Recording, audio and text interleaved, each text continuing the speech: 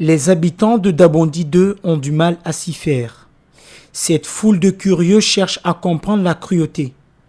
Dans le sombre taudis éclairé par la lumière des torches, le corps d'un bébé de 2 semaines et quelques jours, avec la peau du front enlevée.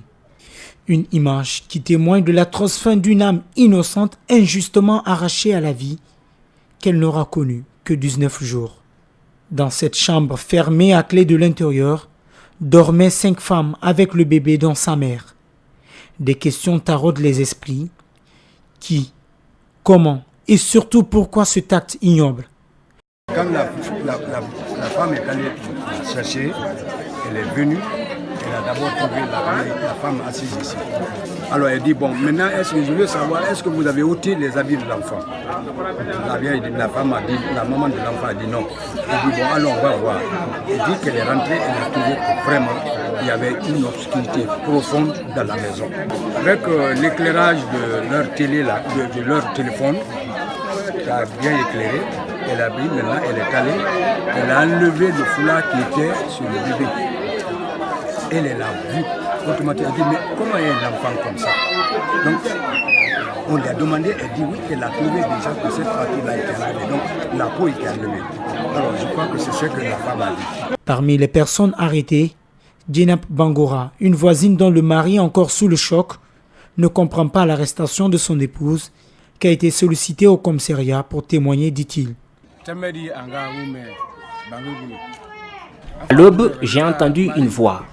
Elle disait que son enfant est mort. Elle a réveillé les autres. Aussitôt, elles ont appelé ma femme. Je lui ai dit d'aller voir ce qui se passe. Elle a constaté aussi que le bébé est mort. Ce matin donc, la police a arrêté les autres. Le commissariat a appelé ma femme. Je lui ai dit d'y aller témoigner. Mais je ne sais pas pourquoi on l'arrête. La dépouille de l'enfant est sortie dans un silence froid, sous les regards attristés et sidérés. Elle a été conduite au CHU Ignace-Dine pour une autopsie. La mère du bébé, quant à elle, a donné une version différente de celle déjà entendue auprès des voisins. En changeant la position du bébé, j'ai vu qu'il y avait de la salive sur ses joues. J'ai réveillé les autres pour voir. Ma belle-sœur a vérifié. Il était mort. J'ai vérifié en personne sa respiration. Il était mort. Le bébé n'était pas mutilé quand je suis sortie.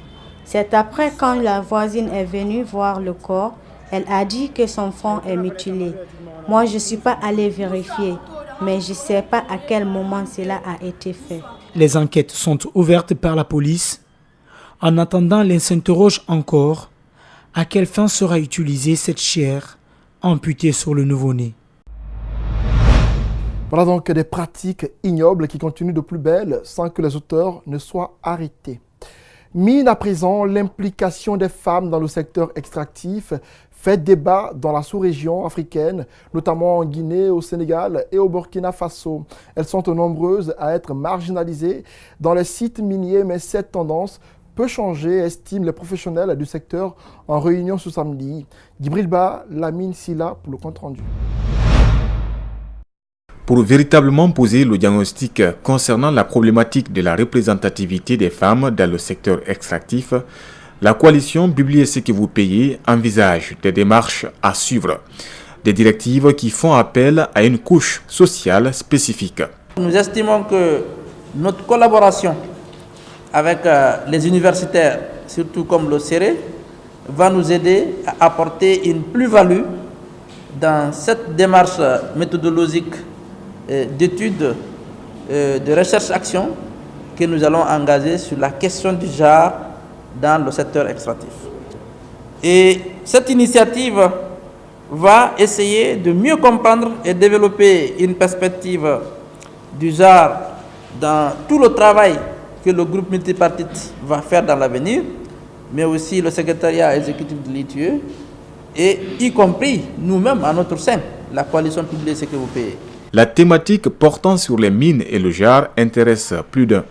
Quelques représentants des communautés abritant des sites miniers ont promis à leur retour de rendre effective l'implication des femmes dans les mines en passant entre autres par des sensibilisations et des plaidoyers. La représentativité des femmes dans le processus de gestion dans le processus de participation, surtout par rapport aux ressources minières. Ça, c'est un défi à relever, surtout en Guinée. L'ITIE, Initiative pour la transparence dans les industries extractives en Guinée, a fait cas de l'aspect genre dans les mines dans son rapport 2016 publié en juin dernier. Cette prise en compte relève du respect des normes ITIE internationales, a constaté Mamoudou Diaby. Nous voulons que la femme joue un rôle beaucoup plus actif sur tout le long de la chaîne des valeurs de l'initiative pour la transparence dans les industries extractives. Tous préoccupés, ces professionnels du secteur minier souhaitent à la fin de cette concertation formuler des recommandations qui serviront de guide pour chacun. Et puis, la consommation des stupéfiants est au cœur des débats en Guinée. Pour lutter contre le trafic et la consommation de la drogue en République de Guinée, la structure Réseau Afrique Jeunesse a célébré ce samedi en différé la journée internationale de lutte contre le trafic et la consommation de la drogue à la mairie de Dixine. Objectif, sensibiliser les jeunes pour mettre fin à ce phénomène. Reportage, Justin Leno. Soutenez, ne punissez pas. C'est le slogan choisi par les responsables de la structure Réseau Afrique Jeunesse de Guinée ce samedi pour célébrer en différé la journée internationale de lutte contre l'abus et le trafic de drogue en Guinée à la mairie de Dixine. Le coordinateur national de la structure est venu expliquer les raisons qui motivent son association. Le Réseau Afrique Jeunesse de Guinée est l'une des organisations de la société civile qui intervient dans le cadre de la lutte contre la drogue. Et bien sûr avec l'accompagnement de nos partenaires techniques et financiers qui sont Osiwa, Waxi et le réseau ouest africain pour la lutte contre la drogue, dont le RASGI en question est membre de ce réseau sur-régional. Selon les statistiques, 250 millions de personnes consomment de la drogue dans le monde. Sékou Doré promet de continuer le combat pour le bien-être de la jeunesse guinéenne. Au-delà de ces enquêtes préliminaires, il faut aller vers une enquête approfondie pour pouvoir identifier des véritables sites de consommation sur l'ensemble du territoire national, afin de descendre au niveau de ces sites, pas avec les forces de défense et de sécurité, mais en tant qu'agent communautaire, en tant que jeune éducateur, en tant que jeune père éducateur, pour pouvoir les sensibiliser et les orienter vers les centres. Les participants à cette journée saluent les motivations de la structure Réseau Afrique Jeunesse de Guinée. Je suis très contente de participer à cette journée internationale de la lutte contre la drogue. Et je pense que les informations qu'on a reçues, notre travail ne se limite pas à ce niveau. On va élargir de plus en plus, on va fournir d'efforts pour un changement de comportement. La journée internationale de lutte contre l'abus et le trafic de la drogue est célébrée le 26 juin de chaque année. Pour cette année, elle est célébrée en différé en raison des crises qui traversent le pays. Plusieurs visites de terrain, parfois musclées, ont été faites par le colonel Moussa Tcheboro Kamara et ses hommes dans des unités industrielles situées dans la périphérie de Conakry. L'une des principales recommandations de Tcheboro aux promoteurs de ces usines était l'amélioration des conditions de travail pour leur personnel. Quelques mois après, le secrétaire général de la lutte contre le crime organisé retourne sur ses pas pour vérifier l'application de ces recommandations. Mamadou Saliouba, Tierno Sadouba était avec lui. Suivez. Sa visite surprise dans certaines entreprises n'aura créé que des polémiques. Mais quelques jours après, certaines sociétés ont quand même compris et ont décidé d'améliorer la situation des travailleurs. C'est l'exemple de Huafin, une usine chinoise de fabrique de chaussures qui emploie une soixantaine de personnes. Cela fait 9 mois que je travaille ici. La bonté des employeurs et leur dynamisme sont les raisons qui m'encouragent à toujours rester. Il y a quelques mois, l'inspection générale du travail et certains cadres du ministère de l'Industrie sont passés pour un contrôle. Quelques irrégularités ont été constatées, mais depuis tout semble rentrer dans l'ordre. Les travailleurs eux-mêmes nous témoignent de leurs conditions de travail. Si tu tombes malade ici, tu dis à madame, tu te donne l'argent. Si tu te blesses aussi, tu dis à madame, il te donne les produits. À l'ouverture de l'usine en janvier 2017, les travailleurs touchaient 15 000 francs guinéens pour 10 heures de travail. Il n'y avait pas tous les outils de travail. Aujourd'hui, ils ont des cache-nez, des gants, mais c'est surtout la disponibilité de l'employeur qui impressionne les travailleurs.